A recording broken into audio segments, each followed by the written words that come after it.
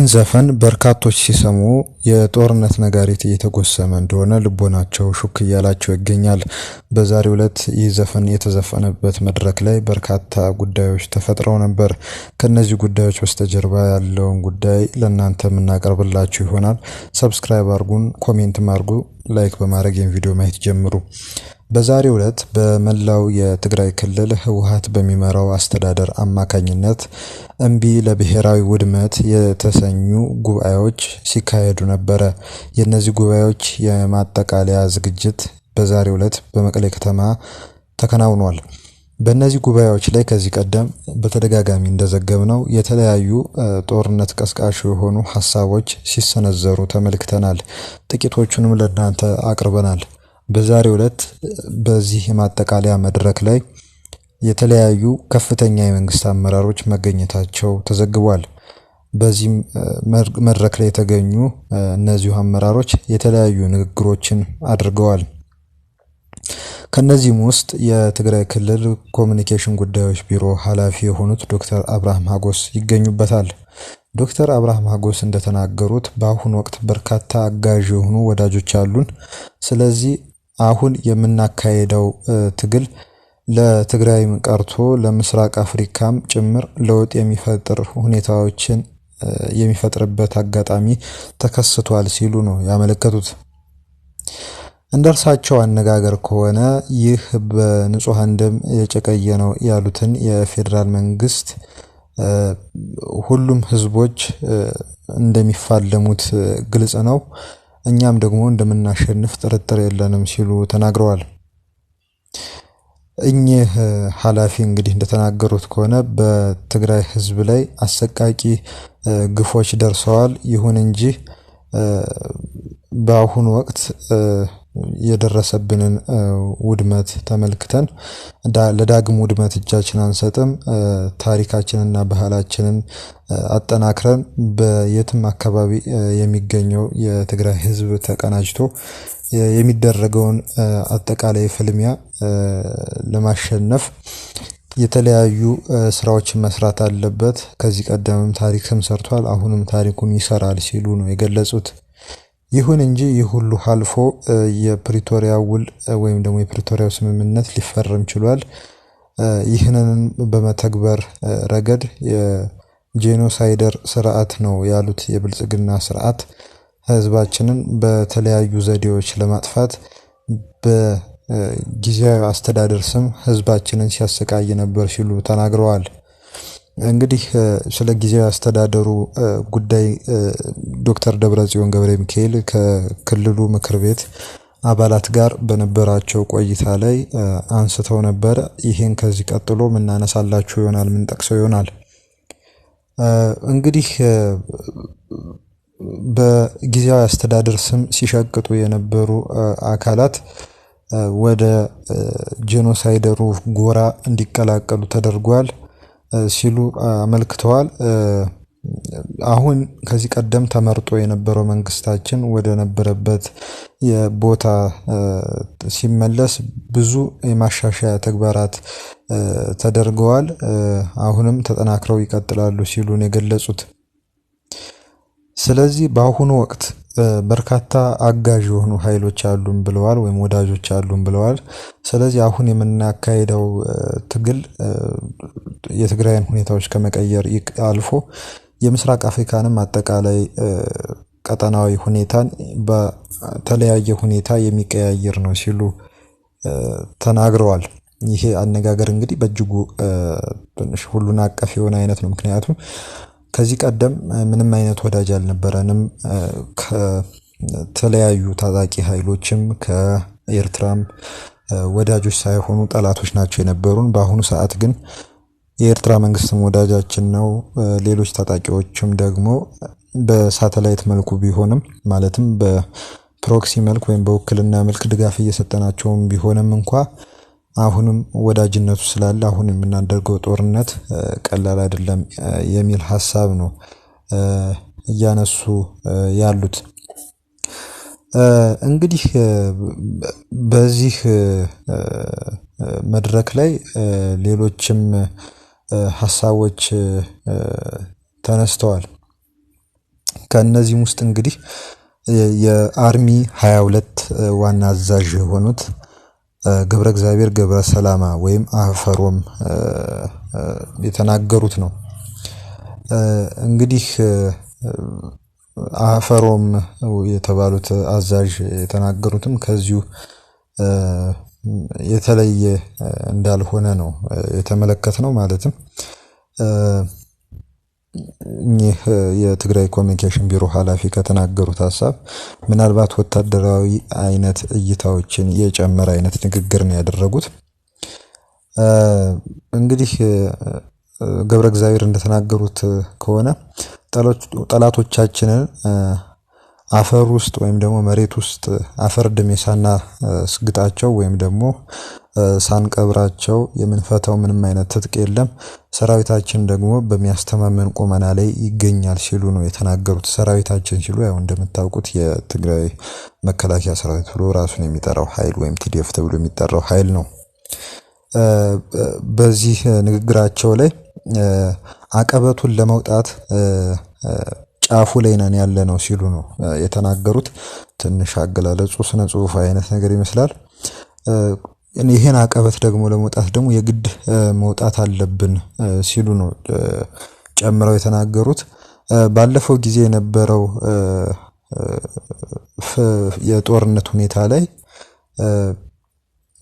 በከፍተኛ ሁኔታ ታጥቀው የነበሩ ጠላቶቻችንን በጣጥሰን ታሪክ ሰርተን ወጠናል። አሁን በሁሉም ነገሮች መረዳት ኑሮን ካለፉት ስህተቶቻችን ተምረን አሸንፈን ለመውጣት በጫፍ ደርሰናል ብለዋል። እንግዲህ ለማሸነፍ ጫፍ ላይ እንደደረስን እያሳየን ነው፣ እየተፋለምንም ነው የሚል አይነት መልእክት ነው ያለው። እንግዲህ እርሳቸው እንደተናገሩት ከሆነ እኛ ሰላምን ከሁሉ በላይ የምንፈልግነን፣ ነገር ግን ለብቻችን ሰላምን ስለፈለግን ሰላም ሊመጣ አይችልም ሲሉ ተናግረዋል። ደብረ ብርሃን ጫፍ ሆነን ለሰላም ስንል ደብረ ብርሃን ጫፍ ላይ ደርሰን እያለን ስለ ሰላም ስናወራ ግን የሚሰማን አልነበረም። በአሁኑ ሰዓት መንግስታችን፣ ፖለቲካዊ ድርጅቶች ወይም ደግሞ ፖለቲካዊ ፓርቲዎች፣ ሌሎችም አካላት ይዘውት ባለው አቋም ጠንክረው በርትተው መጓዝ አለባቸው የሚል ሐሳብ አንስተዋል። ሰራዊታችንን ለመበተን እየተካሄደ ያለው የሸር ስራ ወይም ደግሞ ተንኮል ተጋልጧል። ከዚህ የበለጠ ተንኮል ሊያመጡ አይችሉም፣ ሰራዊታችን ተጠናክሯል ሲሉ ነው የተናገሩት ገብረ እግዚአብሔር። ስለዚህ ሰራዊታችን በሰው ኃይል በደጀንና ግንባር ማጠናከር አለብን፣ ሁሉም ትግራዋይ ክተት ሊል ይገባል ሲሉ ነው የተናገሩት። እንግዲህ ይሄንን ንግግር አድርገው የተለያዩ ሐሳቦችንም አንስተው በዚህ መልኩ ደምድመውታል። በሌላ በኩልም ደግሞ አንድ ሐሳብ ተነስቷል። ይሄው ምንድነው? የመቀሌ ከተማ ከንቲባ የሆኑት አቶ ኃይላይ አረጋዊ ናቸው በዚሁ መድረክ ላይ የተናገሩት። ያው በተመሳሳይ መድረክ ላይ ነው የተናገሩት። የቀድሞ ገብረ እግዚአብሔር ወይም አፈሮን ንግግር ያደረጉት በመቀሌ ከተማ በተካሄደው የመዝጊያ ፕሮግራም ላይ ነው። ከዛም በመቀጠል ደግሞ አቶ ኃይላይ አረጋዊ የተባሉ የመቀሌ ከተማ ከንቲባ ንግግር አድርገዋል። አሁን በተለየ ሁኔታ ላይ እንገኛለን። መብታችንን፣ ህልውናችንንና ማንነታችንን በማረጋገጥ በጄኖሳይደር ስርዓት በሆነው ብልጽግና መቃብር ላይ ይህን ህልውናችንን ማረጋገጥ አለብን ሲሉ ነው የተናገሩት። እንግዲህ በየጊዜው እየተካሄደ የነበረው ይሄ ህዝባዊ ውይይት በርካታ ቁም ነገሮች የተገኙበት ነው። ጠላቶቻችን ሊያጠፉን ተነስተዋል። ጠላቶቻችን የሰላም ፈላጊዎች አይደሉም። ጠላቶቻችን በሰላም ስም ተፈናቃዮቻችንን ለመመለስ አይፈልጉም፣ አይፈቅዱምም የሚሉ የተለያዩ አጠቃላይ የጋራ ድምዳሜዎች ላይ መደረስ ተችሏል ሲሉ ነው አቶ ኃይላይ የተናገሩት። ስለዚህ እንዲህ አይነት ኃይል ሲመጣ መመከት ለአንዴና ለመጨረሻ ጊዜ ደግሞ መቅበር ነው ዘላቂው መፍትሄ በማለት ድምዳሜ ላይ ስለመደረሱ ነው እንግዲህ ሃይላይ የተናገሩት። እንግዲህ አሁን ካለው አስቸጋሪ ሁኔታ ለመውጣት ማድረግ ያለብን ሊወራን የሚመጣውን የጄኖሳይደር የሆነውን የብልጽግና ስርዓት ቀብረን ብቻ ነው ሊሆን የሚችለው። ስለዚህ ተደራጅተን ውስጣዊ አቅማችንን አበርትተን ወይም አጉልብተን ይህንን ለማድረግ ግድ ይለናል ሲሉ ነው የተናገሩት። ይህን ሁሉ ለማሸነፍ ካስፈለገ ጠንካራውን ሰራዊታችንን የበለጠ ማጠናከር አለብን ሲሉ ሃይላይ አረጋዊ ተናግረዋል። አሸንፈን መውጣት ሳይሆን ወደፊትም ወይም ደግሞ ነገም የርዝራዦቻቸው ተሰባስበው ሊመጡ ስለሚችሉ የማይነቃነቅ ጠንካራ የሆነ ሰራዊትና ህዝብ ማነጽ እጅግ በጣም አስፈላጊ ነው የሚል የጋራ ድምዳሜ ላይ ተደርሷል ሲሉ ነው እንግዲህ ያመለከቱት። ከዚህም ባለፈ የአዋጅ ቁጥር 366/2018 ከህዝባችን ጋር በመወያየት በዚህ ጉዳይ ዙሪያ የጋራ መረዳዳት ላይ ወይም ደግሞ የጋራ መግባባት ላይ መድረስ ችለናል የሚል አይነት ሐሳብ አንስተዋል። ጠላት በብዙ በጀቶች ድሮኖችን ወደኛ እየላከ ስለሚገኝ ራሳችን በመቻልና የራሳችንን የመቻል ሁኔታ በማረጋገጥ ያለንን ሀብት መቆጠብ አለብን ሲሉ ነው እንግዲህ ያመለከቱት። እንግዲህ የጸረ ድሮን መግዛት አለብን የሚል አይነት ሐሳብ ያለው ነው የሚመስለው። የትግራይን የመከላከል አቅም ለማዳከም እየሞከሩ ያሉና እየተንቀሳቀሱ ያሉ አካላት የሚፈጽሙትን ተንኮል በማጋለጥ ልንታገላቸው ይገባል በማለት እንግዲህ ተናግረዋል። ይሄ ሐሳብ እንግዲህ ተመሳሳይ ነው ከገብረ እግዚአብሔር ወይም አፈሮም ከዛም በፊትም ደግሞ የትግራይ ክልል ኮሚኒኬሽን ቢሮ ኃላፊ ካነሱት ሐሳብ በእጅጉ ተመሳሳይ ነው ማለት ይቻላል። በሌላ በኩል ደግሞ አቶ አለም ገብረዋህድን እናገኛለን። አቶ አለም ገብረዋህድ በምክትል ርዕሰ መስተዳድር ማዕረግ የትግራይ ክልል ኮንስትራክሽን እና ከተማ ልማት ቢሮ ኃላፊ ናቸው። እርሳቸው በሚመሩት ቢሮ ስር ለሚገኙ ሰራተኞች ከትግራይ ክልል ኢንዱስትሪ ቢሮ ጋር በመተባበር የጋራ መድረክ ተዘጋጅቶ ነበር። በዛ መድረክ ላይ የትግራይን ህዝብ ለማጥፋትና ሌላ ወረራ ለመፈጸም እየተንቀሳቀሰ ያለውን የጠላት ኃይል ከመከላከል ውጪ ሌላ አማራጭ ስለሌለ አለመኖሩን በማመን እንደ ተጋሩ አንድነታችንን አጠናክረን ልንታገለውና ትግላችንን ልናጠናክር ይገባል የሚል አይነት ንግግር አድርገዋል። በዚህ መድረክ ቅድም በተጠቀሰው መድረክ ላይ የጋራ መድረክ ላይ ባደረጉት ንግግር ላይ በአሁኑ ወቅት እየተካሄደ ያለው የውይይት መድረክ ወይም ወቅታዊ መድረክ የትግራይን ችግሮች በመፍታትና ህልውናችንና የትግራይን ህዝብ ህልውናና ደህንነት የሚያረጋግጥ ስለሆነ ተጠናክሮ መቀጠል አለበት በማለት እንግዲህ አመልክተዋል። የትግራይን ህዝብ ለማጥፋትና ንብረቱን ለማውደም ተጠናክረው በትግራይ ህዝብ ላይ ውድመትን የፈጸሙ ደመኛ ወይም ደግሞ ደም ጠማሽ ጠላቶቻችን በጋራ ትግላችን እንዳመጣጣቸው እየተከላከልን ህልውናችንን በማጠናከር ዲሞክራሲና ሰላምና ዲሞክራሲን ለማጠናከር በጋራ ወደፊት መጓዝ ይገባል በማለት እንግዲህ አመላክተዋል። የብልጽግና ስርዓት ወደ ስልጣን ከመጣበት ጊዜ አንስቶ ስልጣኑን ለማጠናከር ሲል የትግራይን ህዝብ ማጥፋት እንደሚያስፈልግ አምኖ በትግራይ ህዝብ አንጻር ተሰልፎ ሁሉንም አይነት አቅሞችን አጠናክሮ ውድመት የፈጸመ ኃይል ነው ሲሉ መረር ያለ አይነት ትችት አስቀምጠዋል። እንዲሁም ምንድነው ያሉት የብልጽግና ስርዓት ጸረ ዲሞክራሲና ጸረ ልማት በመሆኑ በትግራይ ህዝብ ከፈጸማቸው እጅግ በጣም አስከፊ ተግባራቶቹ እና ካለው ሁኔታ መረዳት ይቻላል ሲሉ ነው እንግዲህ ያመለከቱት። የትግራይ ህዝብ ምኞት ሰላምና ልማት ነው ያሉት አቶ አለም ገብረዋህድ አሁን ግን የተፈናቀሉ ወገኖቻችን ለመመለስ የተወረሩ የትግራይ ግዛቶችን መልሶ ወደ ራሳችን ለማረጋገጥ የህዝብን የራስን እድል በራስ የመወሰን መብት ለማረጋገጥ እንደዚሁም ደግሞ ትግራይ እንድታሸንፍ ሁሉን አቀፍ ትግል ያስፈልጋል ሲሉ ተናግረዋል። እንግዲህ በተለያየ መልኩ በመድረኮቹ ላይ የተነሱት ሐሳቦች እነዚህ ናቸው። በዛሬው ዕለት እንግዲህ ባለ 8 ነጥብ አቋም መግለጫ በመቀሌው የማጠቃለያ ጉባኤ ላይ ተነስቷል። ይሄ በዛሬው ዕለት በክልሉ መገናኛ ብዙሃን ከወጡት ዘገባዎች ቀነጫጭበን ያቀረብነው ነው።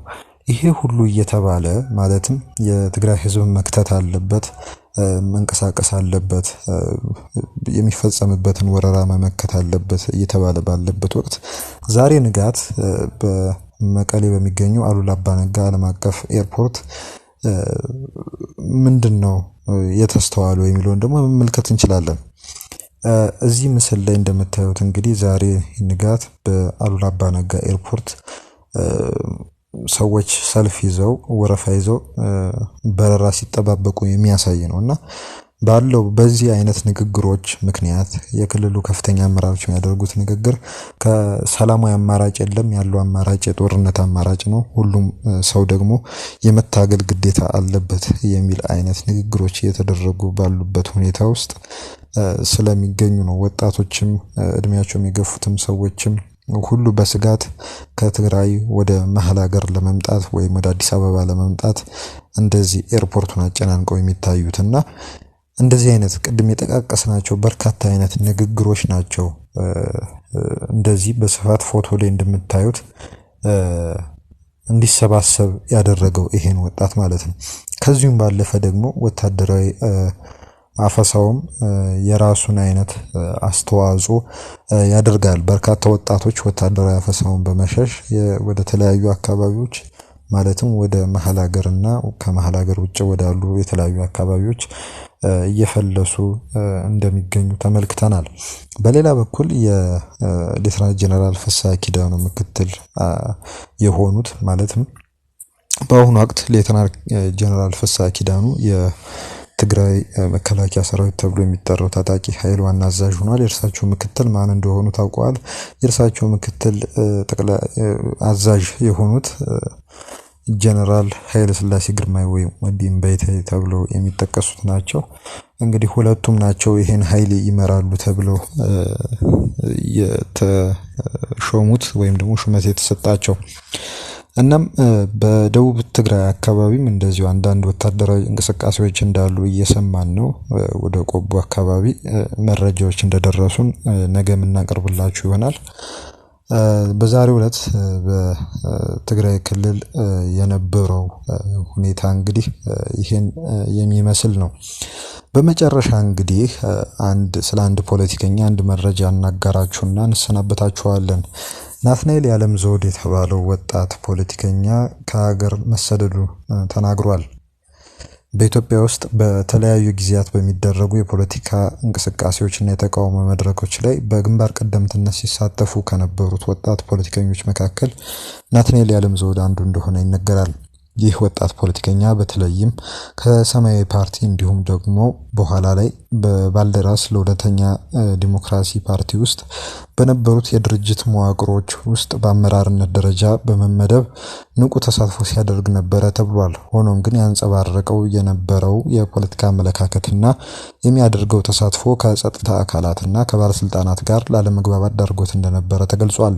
በዚህም ምክንያት በየጊዜው ይደርስበት በነበረው ጫና ሳቢያ ከ8 ጊዜ በላይ መታሰሩንና ለተለያዩ አካላዊ እንዲሁም ስነ ልቦናዊ እንግልቶች መዳረጉን መሰረት ሚዲያ ዘግቧል።